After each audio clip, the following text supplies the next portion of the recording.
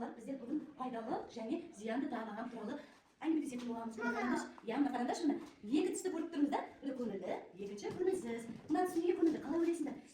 Себебі бұның жабыстырылғанның үстінде крем пайдалы тағамдар. Балалар, біздерге, біздің денсаулығымызға пайдалы тағамдар қандай болады? Айтыңдаршы, міне қараңдар. Сәбіз, қияр, ірімшік, сүт, айран, дұрыс айтасыңдар ма сосын?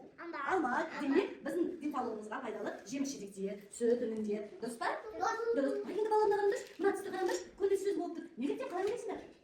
Иә, неліктен? Қараңдар, себебі бұның үстіне крем, зиянды тамақтар жапсырылған екен. Қандай зиянды тағамдар? Балаларға мүлдем жеуге болмайтын. Қандай тағамдар? Кәмпит сосын, чипсы сосын, кока-кола сосын, бургерда, сосын, чипсы иә сосын міне.